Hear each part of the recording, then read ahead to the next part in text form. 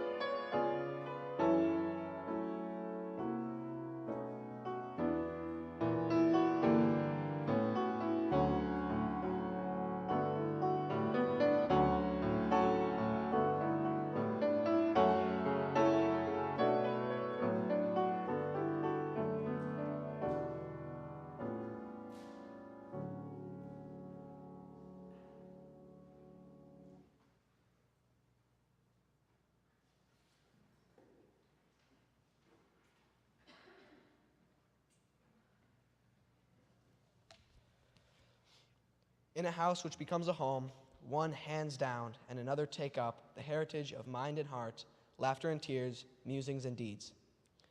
Love, like a carefully loaded ship, crosses the gulf between generations. Therefore, we do not neglect the ceremonies of our passage. Let us bring up our children. It is not the place of some official to hand down to them their heritage.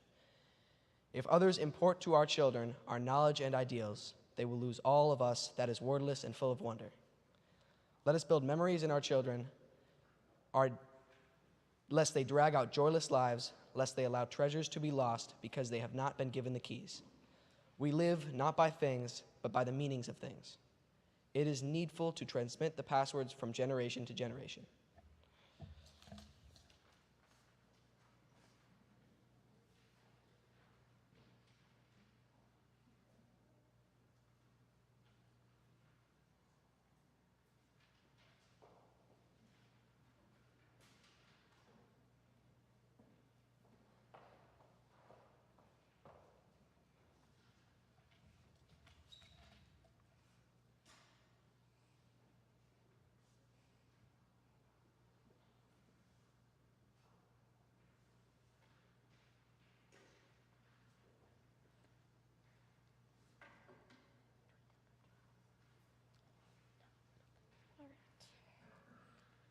To laugh is to risk appearing the fool.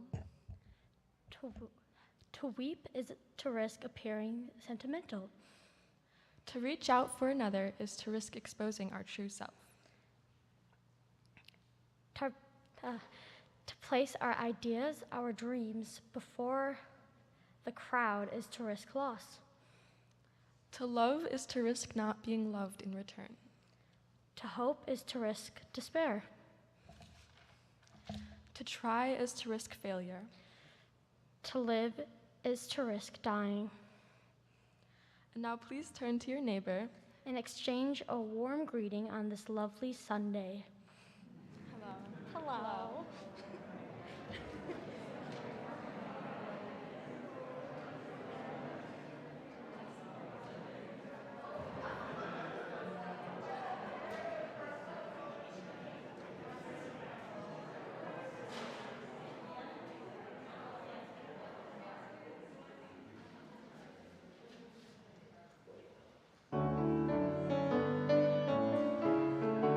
Please rise, embodied in spirit, and turn to page 1074.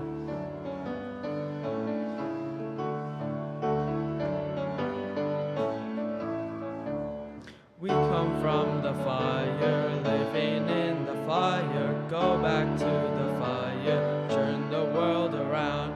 We come from the water, living in the water. Go back to the water, turn the world around. We come from the mountain, living on the mountain. Go back to the mountain, turn the world around. Oh, so is life. Ah, so is life. Oh, so is life. Ah, so is life. Do you know who I am? Who I am? Do I know who you are? See we one another clearly. Do we know who we are? Do you know who I am? Do I know who you are? See we one another clearly. Do you know who we are? Do you know who I am? Do I know who you are? See we one another clearly. Do we know who we are? Whoa, so is life. Ah, so is life. Whoa, so is life. Ah, so is life. Water make the river, river wash the mountain. Fire make the sunlight, turn the world around. Heart is of the river, body of the mountain. Spirit is the sunlight, turn the world around. We are of the Spirit, truly of the Spirit. Only can the Spirit turn the world around. Oh, so is life. Ah, so is life. Oh, so is life. Ah, so is life. So is life. Ah, so is life. Oh, so is life. Ah, so is life.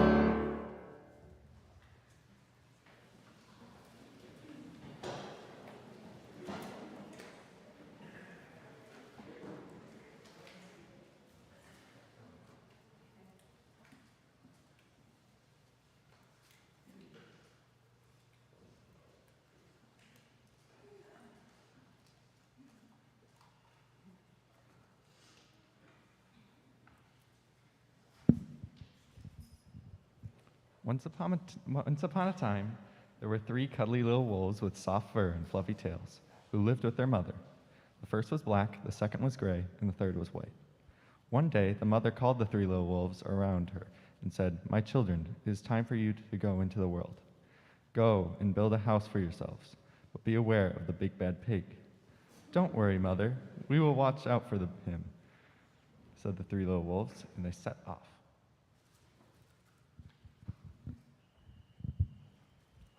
Soon they met a kangaroo who was pushing a wheelbarrow full of red and yellow bricks. Please, will you give us some of your bricks? Asked the three little wolves. Certainly, said the kangaroo, and she gave them lots of red and yellow bricks.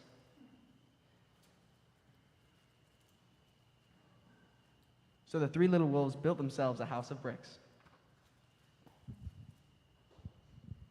The next day, Big Bad Pig came prowling down the road and saw the house of bricks that the little wolves had built. The three little wolves were playing crochet in the garden when they saw the Big Bad Pig coming. They ran inside the house and locked the door.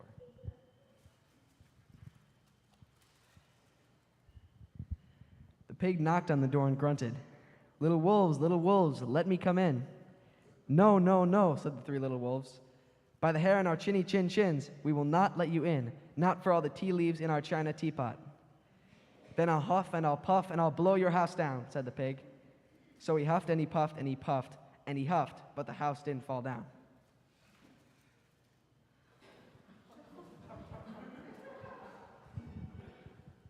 But the pig wasn't called big and bad for nothing. He went and fetched his sledgehammer, and he knocked the house down. The three little wolves only just managed to escape before the bricks crumbled, and they were very frightened indeed.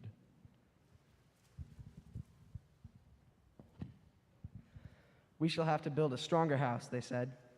Just then they saw a beaver who was mixing concrete in a concrete mixer. "Please, will you give us some of your concrete?" asked the three little wolves.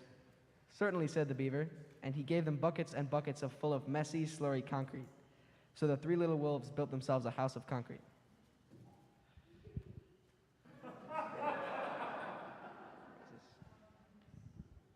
No sooner had they finished than the Big Bad Pig came prowling down the road and saw the house of concrete that the little wolves had built. They were playing battledore and shuttlecock in the garden, but when they saw the Big Bad Pig coming, they ran inside their house and shut the door. The pig rang the doorbell and said, "Little frightened wolves, let me come in." "No, no, no," said the three little wolves. "By the hair on our chinny chin chins, we will not let you in, not for all the tea leaves in our china teapot." "Then I'll huff and I'll puff and I'll blow your house down," said the pig. So he huffed and he puffed and he puffed and he huffed, but the house didn't fall down. But the pig wasn't called big and bad for nothing. He went and fetched his pneumatic drill and smashed the house down. The three little wolves managed to escape, but their chinny chin chins were trembling and trembling and trembling.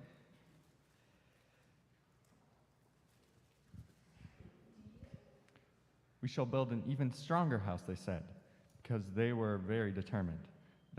Just then, they saw a truck coming along the road carrying barbed wire and iron bars, armored plates, and heavy metal padlocks. "Please, will you give us some of your barbed wire, a few iron rods, and armor plates, and some heavy metal padlocks?" they said to the rhinoceros who was driving the truck. "Sure," said the rhinoceros, and gave them plenty of barbed wire, iron bars, armored plates, and heavy metal padlocks. He also gave them some plexiglass and some reinforced steel chains, because he was the generous and kind-hearted rhinoceros. So the three little wolves built themselves an extremely strong house. It was the strongest, securest house they could possibly imagine. They felt absolutely safe. The next day, the big bad pig came prowling along the road as usual. The three little wolves were playing hopscotch in the garden. When they saw the big bad pig coming, they ran inside their house, bolted the door, and locked all the 37 padlocks. The pig dialed the video entrance phone and said, "Little frightened wolves with the trembling chins, let me come in."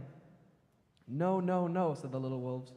"By the hair on our chinny chin chins, we will not let you in, not for all the tea leaves in our china teapot." "Then I'll huff and I'll puff and I'll blow your house down," said the pig. So he huffed and he puffed and he puffed and he huffed, but the house didn't fall down. But the pig wasn't called big and bad for nothing. He brought some dynamite, laid it against the house, lit the fuse, and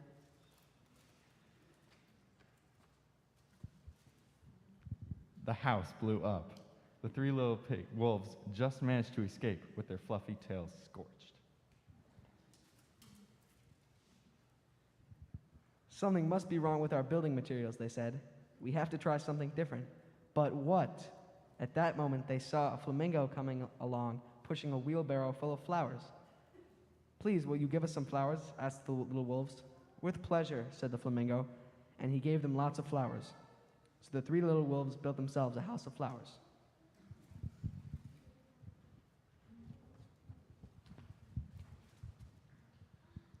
One wall was marigolds, one of daffodils, one of pink roses, and one of cherry blossoms. The ceiling was made of sunflowers, and the floor was a carpet of daisies. They had water lilies in the bathtub and buttercups in the refrigerator.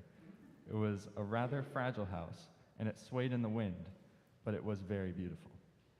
The next day, the big bad pig came prowling down the road and saw the house of flowers that the three little wolves had built. He rang the blue bell at the door, and said, "Little frightened wolves with the trembling chins and the scorched tails, let me come in." "No, no, no," said the three little wolves. "By the hair on our chinny chin chins, we will not let you in, not for all the tea leaves in our china teapot." "And I'll huff, and I'll puff, and I'll blow your house down," said the pig.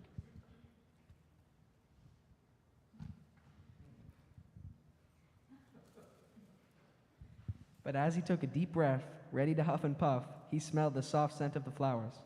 It was fantastic. And because the scent was so lovely, the pig took another breath and then another. Instead of huffing and puffing, he began to sniff. He sniffed deeper and deeper until he was quite filled with the fragrant scent. His heart grew tender, and he realized how horrible he had been. Right then, he decided to become a big, good pig. He started to sing and dance the tarantella.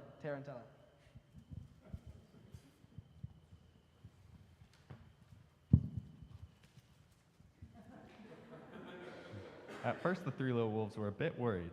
It might be a trick, but as soon as they realized that the big bad pig had truly changed, they came running around out the house. They started playing games with him. The first they played was ping pong, then Piggy in the middle, and when they were all tired, they invited him into the house.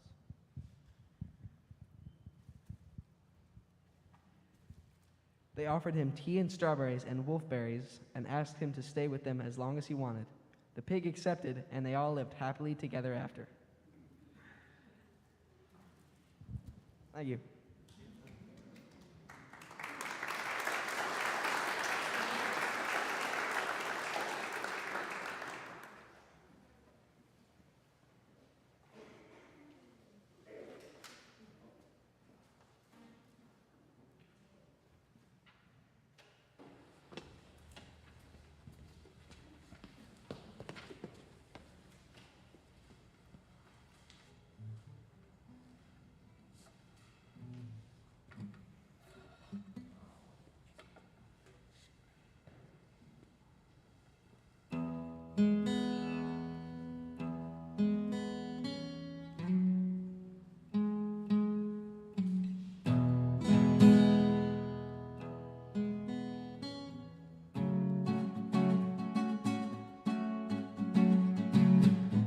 To say what's impossible, well, they forgot. This world keeps spinning, and with each new day I can feel a change in everything. And as the surface breaks, reflections fade, but in some ways they remain the same. And as my mind begins to spread its wings, there's no stopping curiosity. I want to turn the whole thing upside down. I'll find the things they say just can't be found. I'll share this love I'll find with everyone. We'll sing and dance to Mother Nature's songs. I don't want this feeling to go away.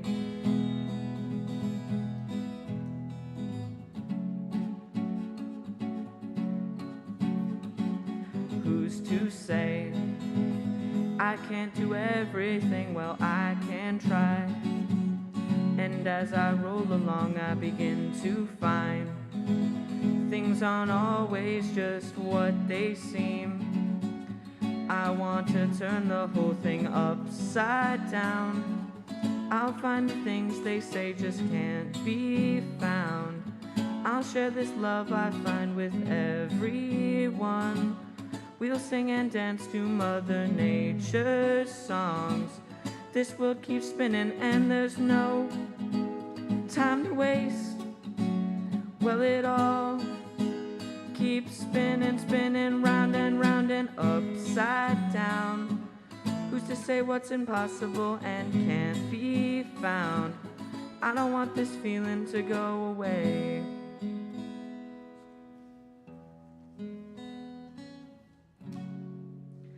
please don't go away.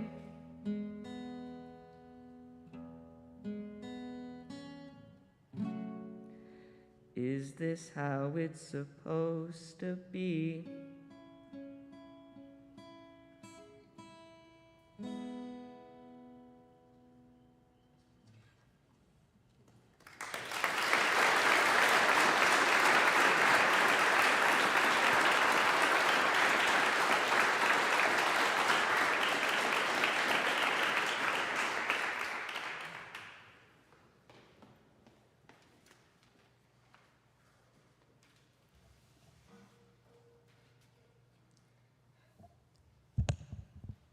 Hi, my name is Carolyn Broniano, obviously, and this is my belief statement.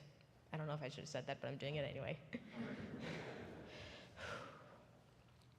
I believe in, well, I don't know exactly what I believe in. I believe that animals are cool, that my brother is annoying, and that pineapple on pizza is a waste of pizza and a curse to all taste buds. Don't try to change my mind. But when it comes to things like religion and spirituality, my mind just draws blanks because I don't think I'm religious or spiritual in any traditional way. I don't believe in any sort of God or deity or life after death. I'm just a girl from Wisconsin with a strange obsession with animals. I don't know what I believe in, so I'll tell you what I know. I know that animals are important to me, and I know I'll never tolerate people being total foxhearts to me or my ideals. I know what I just said. I know exactly who I am, and I don't have a problem with that. I'm Carolyn, and that's enough for me. I'm a bit of a loner, even among my friends.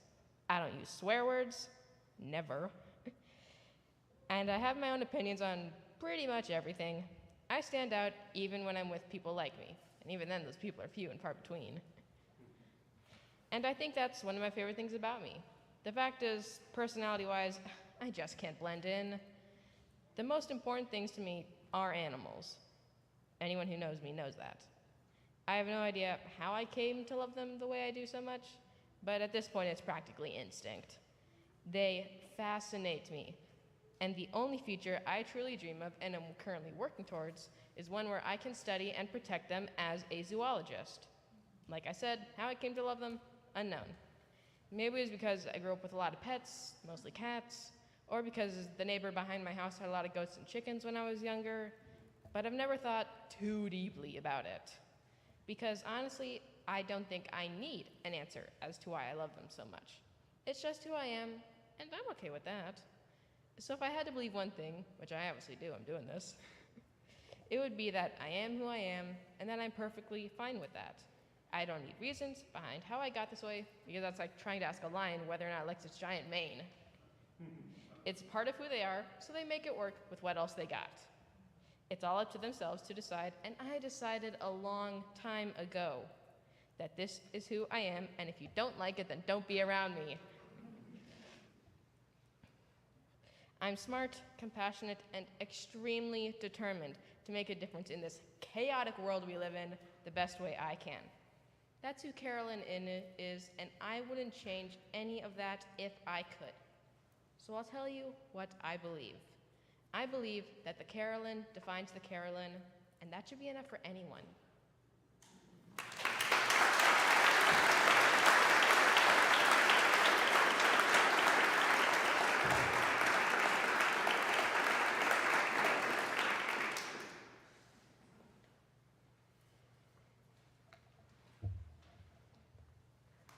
I believe in spirituality. That doesn't just mean subscribing to a religion and going to church every Sunday. It is the process of finding out what values you have about the world and where you want to put your faith. Many people I know shrug off the idea of spirituality or religion, labeling it as a relic of the past. Until recently, I thought the same thing. Now, though, I have realized that spirituality is essential to living life with meaning and happiness. Today, I feel that many young people like myself have more trouble than others finding meaning and contentment in their lives. This is one reason for some of the problems plaguing young generations, like mental health and social media use. One study showed that over 80% of millennials had a major life goal to be rich, and 50% of those people also had a major life goal to be famous. This is one of the many ways that younger generations are losing their way. Each of us needs to search for meaning in our lives now more than ever. I believe that to fuel a healthy spirit, time should be taken every day to reflect. During my wilderness retreat, where I sat alone in the woods for 6 hours, I noticed that the lack of distractions led my brain to new ideas I had never thought of before. In this modern age, we are overstimulated. Every free moment is taken up by a phone. This means that our brains never have time to rest and be still, and this affects all parts of our life negatively. One of the best ways to rest the mind is to meditate. During my 6 hours, I meditated multiple times using guided journeys I was given or improvising my own. People who meditate have less stress, more focus, more self-awareness, more compassion, more patience, and these are all things that our world desperately needs. It is even shown that the brains of those who meditate are physically different in beneficial ways from those who don't. Spirituality is heavily intertwined with human relationships. I remember watching a TED Talk about a Harvard study that for 75 years tracked the lives of 724 men. It collected information about every aspect of their lives, like work, home lives, relationships, wealth, and happiness. One group of these men started as sophomores at Harvard College, and the other groups were boys from the poorest part of Boston in the 1930s. These men went in all different directions in their life. Some climbed the social ladder from the bottom to the top, and some fell from the top to the bottom. The single biggest lesson that this study shows is this: the single most important factor in predicting if someone will be happy is if they have strong relationships with family, friends, and community. People who have these good relationships are physically happier and also live longer. Wealth and fame have almost nothing to do with how happy you are. The sad thing is that today, the majority of people are more isolated than they have ever been, and it has been accelerated by the pandemic. A new study shows that 36% of all Americans, 61% of young adults, and 51% of mothers with small children report feelings of serious loneliness. It is alarming that we have reached such a low point. I believe that collective faith and spirituality can be a much-needed antidote to this disease of disconnection. Throughout my life, I will strive to be spiritually active, form high-quality relationships with other human beings, and live with a strong sense of truth and meaning. Thank you.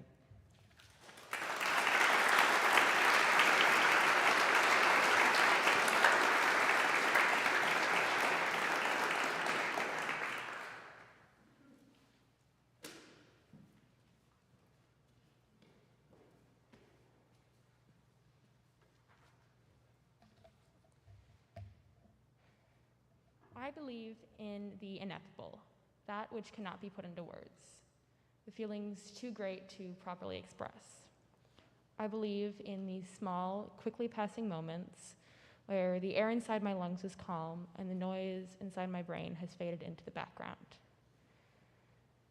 I believe in walking into town with my friends to get coffee after school, sharing treats in the park because we all wanted to try that blueberry cheesecake, and pouring over crystals and incense at the shop on Main Street.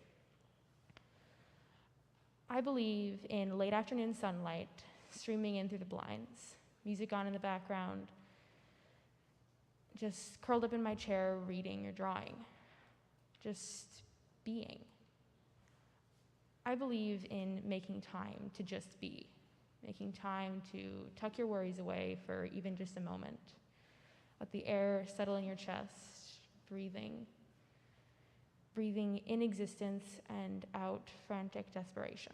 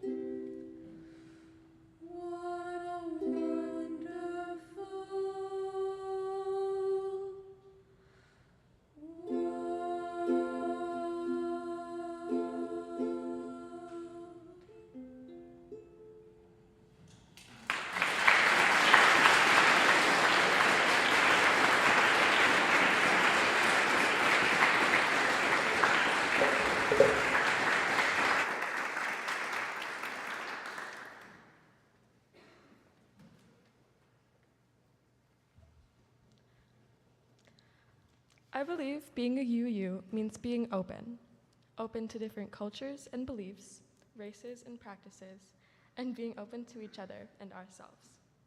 My dad grew up Christian, and he always asked me if I believe in God. I never knew what to answer, but as I think more and more, no, I don't. No, I don't believe in a man in the clouds with a big fluffy beard, smiling down and watching our every move. But is there a possibility of something? I could see that. But for now, I'm still figuring it out. That's what I cherish most about all of the years of RE classes I have done. They have helped me write this and helped me figure out who I am and help others along the way. I can take, share, learn, and give new ideas and thoughts, which is very important to helping me figure out what I believe. Speaking of which, that's why I'm here, to tell you what I believe. For the most part, I have no idea.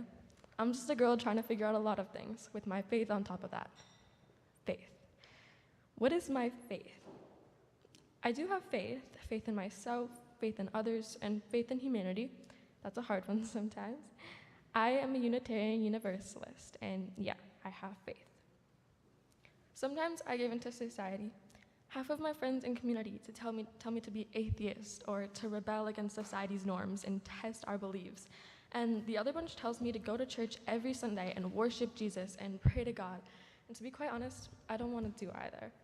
I would like to believe that something is out there, maybe to guide us morally, but at the same time, you won't find me worshiping Jesus, and that's okay. It is so cool to hear what my friends believe. We are each so different and yet so similar to each other. I said being a UU means being open, and I do. Just because I don't believe in God or worship Jesus does not mean that I will think of you any less as a human being. I think it's really cool, actually, because what fun would it be if we all believed in the exact same things, we wouldn't learn new things.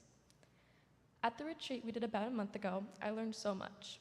I had always been so negative about life and complaining about weather, school, and a lot of other things, but sitting out there in the woods made me realize I have to look forward.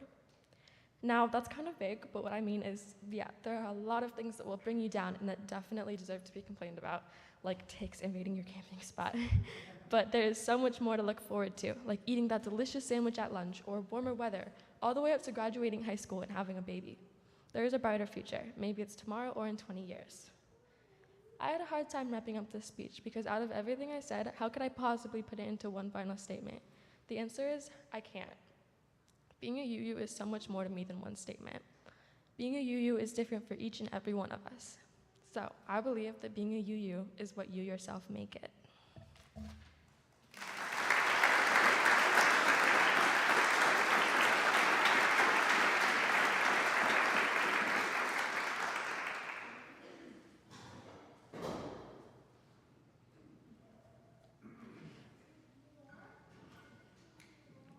I believe in curiosity.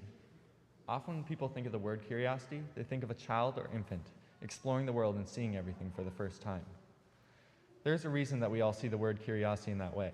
It's because as we grow older, we lose the curiosity that guides the early years of our lives. When we are born, we are just simply trying to survive, so we constantly ask the questions, why do we do this? Why does this do that? Why? When I was around the age of 6, I remember asking my mom and dad questions nonstop. Yet no matter how many questions I seemed to have asked, I never learned a single thing, and the questions just kept coming. One time I remember on a cold day, while walking from our garage to our house, I slipped on some ice from the compacted snow. When I was on the ground, half dazed after landing directly on my spine, of course I had to ask the question, Mom, why is ice slippery? She didn't know, but that's not the point of the story. The point is that the seemingly useless question came up before I even made sure no bones in my body were broken. I truly believe that when we lose this curiosity, we lose a vital part of ourselves. We need this curiosity to learn and grow. Many of the things that we now depend on daily were only created because someone was curious. Inventions like the light bulb, airplanes, cameras, and computers were all fabricated because the creators thought about the world around them and wanted to make it better. Almost everything we use today was created because the world can be constantly improved upon and reformed. Curiosity is a tool utilized by people from all professions and walks of life. Scientists, artists, teachers, and businessmen all rely on their curiosity to do their jobs and to keep their professions moving forward. One time when I was about 5, I came up with an idea that I was sure would completely change the world. I was going to catch a cloud and put it in a bottle. Now, why would one want to catch a cloud? Well, you see, I thought that by catching a cloud, I could see the water cycle repeat over and over again, and I could observe it forever. So I came up with a plan. I would wait for a foggy day and take a Tupperware container to snatch a cloud straight out of the air. In my little 5-year-old brain, this would work flawlessly. Then one day, when driving home from kindergarten, the conditions were just right. My mom had already been briefed on the plan and had Tupperware at the ready. She put on her hazards and pulled the car over. I got out and waited for the perfect moment to strike. I quickly snapped the 2 plastic sides together in hopes of actually catching a cloud. At first, I thought there was something in there, but upon further inspection, I realized that my plan wasn't quite as flawless as I thought it would be. I don't consider this a failure of any kind. In fact, I think of this as one of the biggest successes of my life, because this was one of the first times I can remember being so curious that I needed to do it for myself, and not just ask the questions, but act upon them, and figure out something for myself. My belief in curiosity isn't just about being curious in regards to the physical world, but it's also about being curious in the spiritual and emotional world. Many of us are still searching for purpose in life, and even a conclusion to what happens after death. I personally have not found either, but believe that curiosity is the key to both. And the only way to maintain curiosity is by always asking the questions and never failing to let yourself be amazed.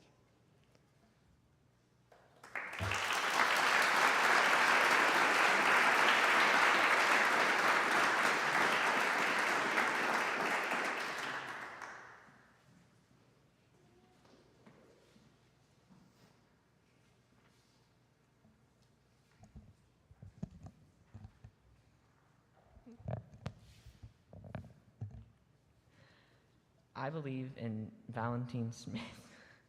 Now, I know that's not a name here that anyone would recognize, and I'd be surprised if you did, because he's my player character in one of my favorite games, D&D. Now, D&D, or Dungeons & Dragons, is a tabletop game from the 1970s that's lasted until today, and I got into it because of my dad. But D&D has had a very large impact on my life in the past few months. A few months ago, I was kind of lost for a bit. I had some really low grades and a ton of missing work, and I was going through a really hard time. But then my friends and I started talking about D&D, and I asked my dad about it. He pulled out a bunch of old books from his day and stuff we bought just a few years ago, and I read all of the books front to back dozens of times, and I went out to stores and bought all of the things that were required to play. Then my friends and I actually started playing the game. I made my character a 15-year-old, and I named him Valentine, only because I looked up cool French names and it was the top search result. I tried to make him what I wished I was. Suave, spoke his mind, and just an all-around cool guy. But he ended up just becoming like me. But playing as him in a more general sense, the entire game just came as a sort of comfort of ignoring all of my responsibilities, problems, and connecting with my friends. And that's the joy of D&D. Sure, you get to hang out with your friends, but you also get to make up stories and immerse yourself in a fictional world where you're the hero. Valentine also connected with me on a more personal level. He, like me, struggles with anxiety and self-doubt and is kind of dumb, but the game has taught me that I don't have to be cooler, stronger, or smarter than any of my friends or peers, but that I should just try to be myself. Sure, you could argue that the entire game is meaningless, and since everything in D&D is not technically real, then I shouldn't care that this much about it, but it represents to me what is important, being myself.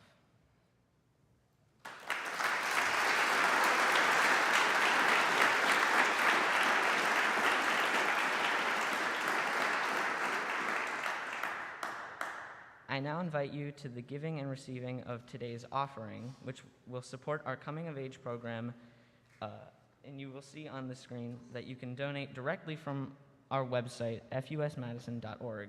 The text to give information is there as well. There are also offering baskets located at the doors of the auditorium. Thank you for your generosity.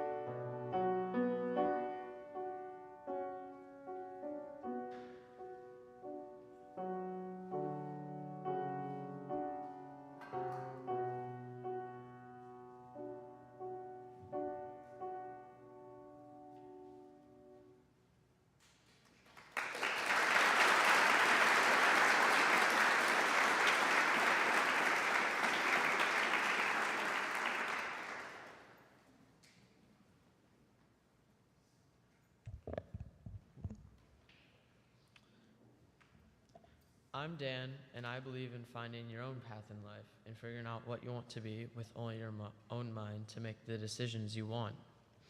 When I was growing up, I did a lot of activities. I took breakdancing classes at the YMCA, swimming classes at the YMCA, gymnastics, fishing, and other things.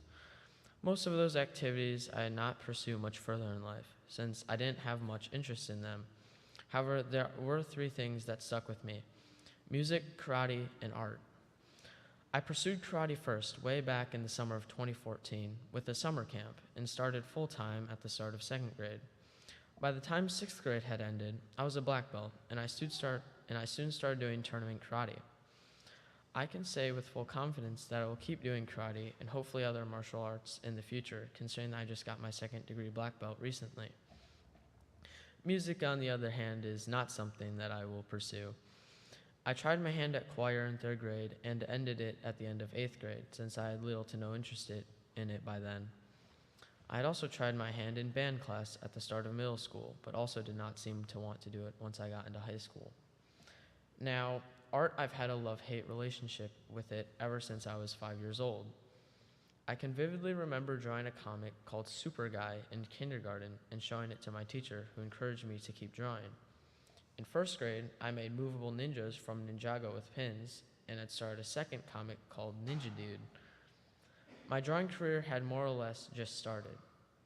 In 5th grade, my art style took a change. I started drawing more anime-like, and I'm glad I stopped doing that. By 6th grade, I was drawing schematics and concept art from my friend's book about zombies, but then the pandemic hit midway through 7th grade. Little to no drawings or art were made between the spring of 2020 and the fall of 2021. My brother had told me to take drawing classes in high school, and my drawing career went through a renaissance. I now draw realistic art when I have the free time, and I wish to pursue being an artist in the future. Throughout my experiences that I've had in these 15 years, I've not fully decided my path, yet being a UU has helped me clarify some things on that path, and I'm glad for that. Being a UU has allowed me to see what other religions are about and have opened my mind to some of them. However, I will most likely say an atheist for the time being. Thank you.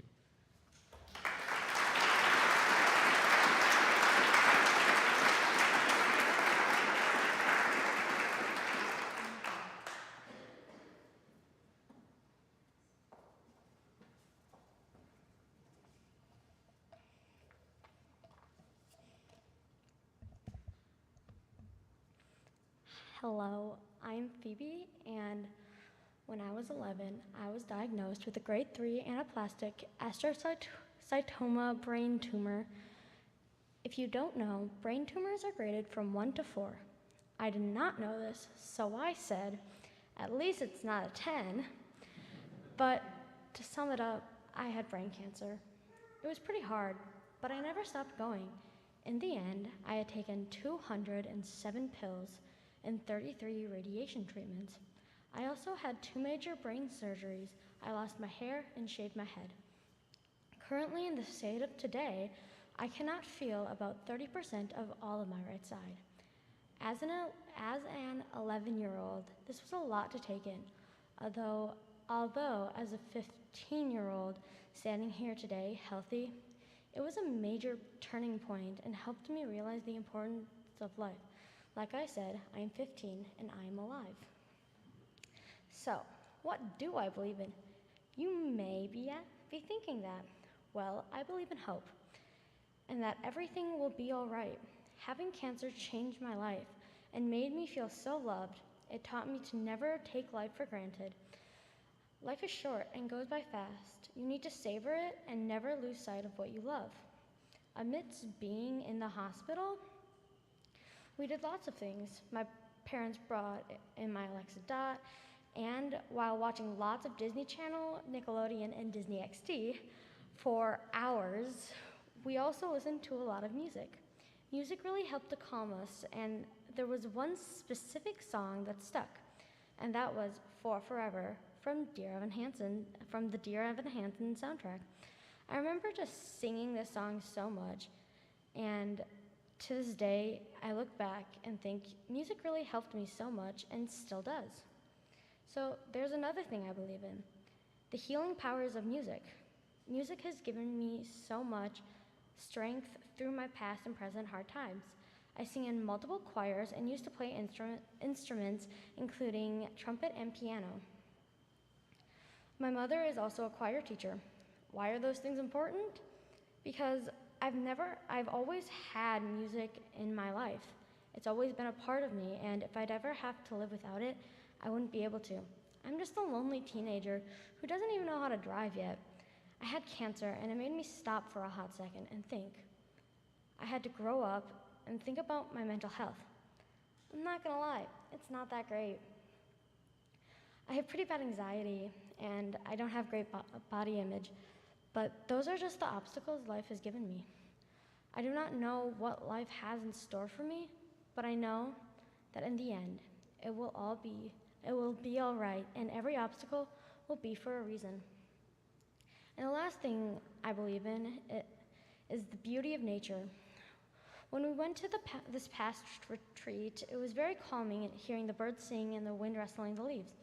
It just felt so peaceful, except the few times I had spiders crawling on me and my stuff.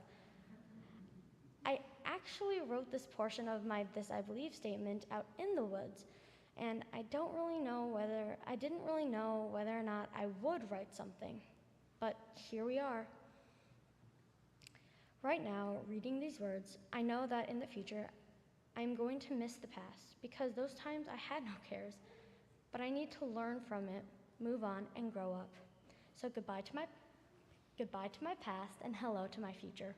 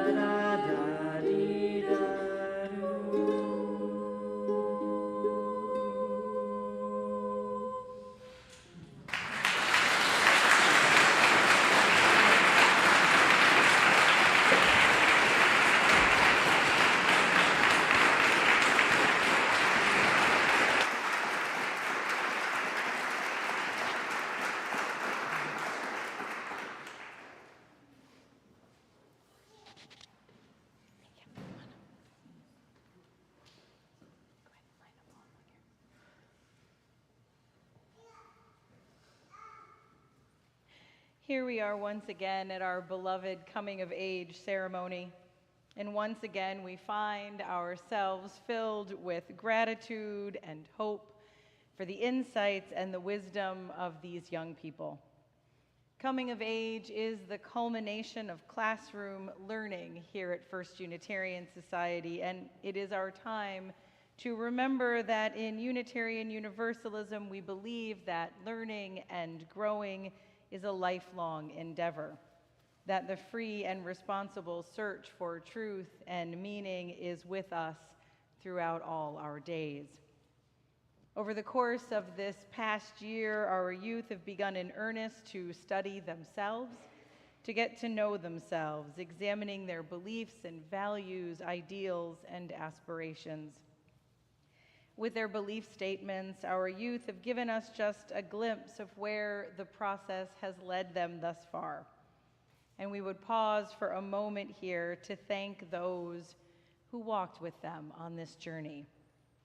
There are 3 from our gathered community who served as the adult facilitators for coming of age.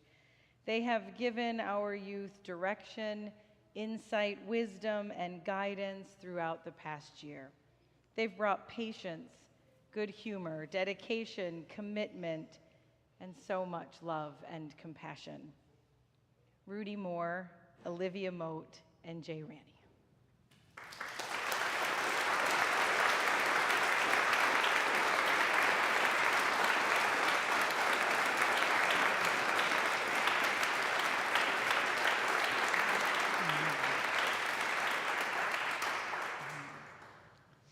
Now, to all who are with us today, we ask that you remember your important role in the spiritual and moral development of these youth.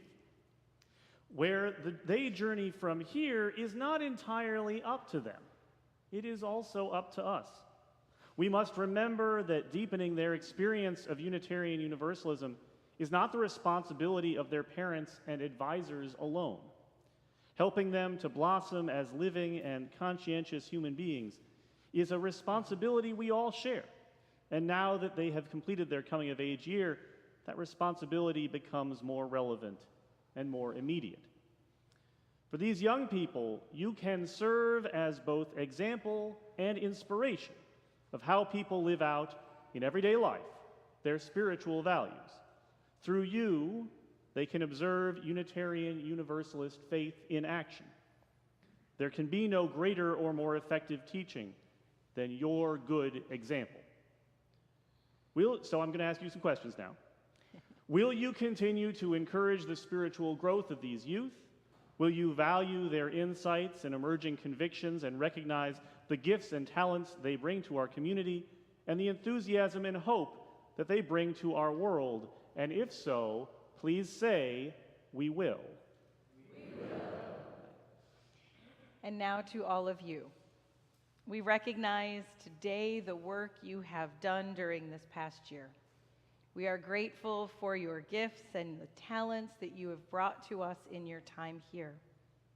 Will you continue this journey you have begun, growing as an individual, expressing your beliefs, growing in faith, and continuing to question and explore? If so, please say we will. We will. And at this time, we turn to the parents of our coming of age youth.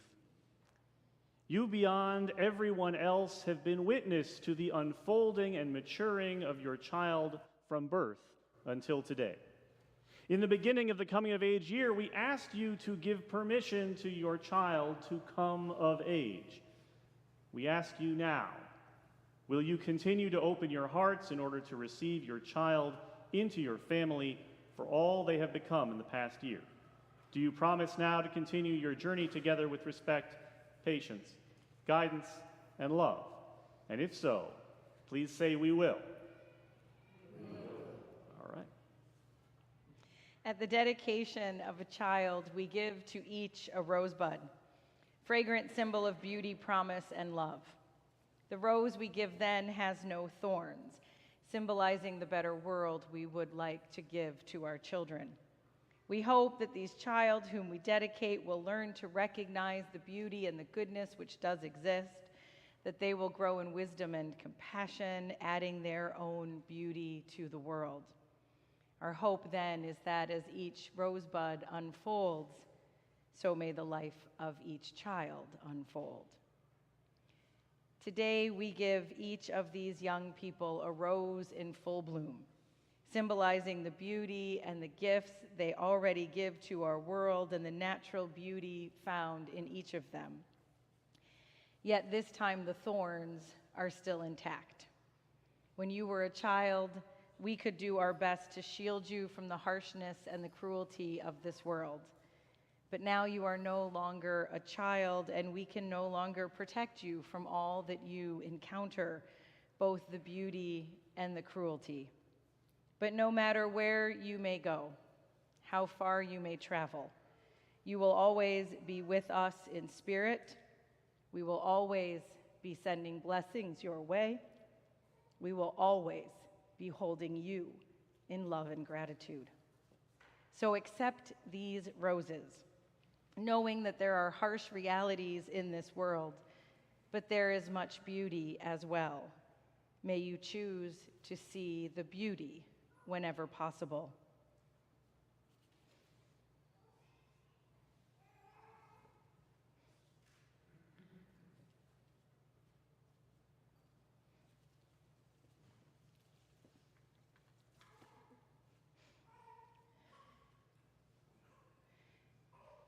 And now, as we did when you were young, we ask that you be granted clarity of thought, integrity of speech, and a compassionate heart. May the blessings of an understanding heart, strength, integrity of purpose, love received and given be yours today and remain with you always. Blessed be and amen. And if you will join me in congratulating our youth.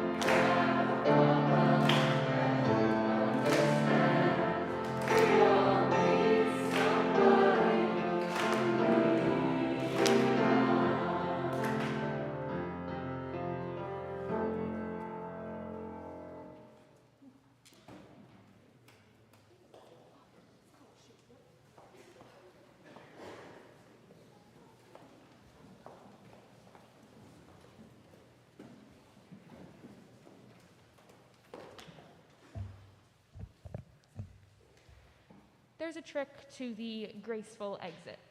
It begins with the vision to recognize when a job, a life stage, or a relationship is over, and let it go. It means leaving what's over without denying the validity or its past importance to our lives. It involves a sense of future, a belief that every exit is an entry, that we are moving up rather than out. Ellen Goodman.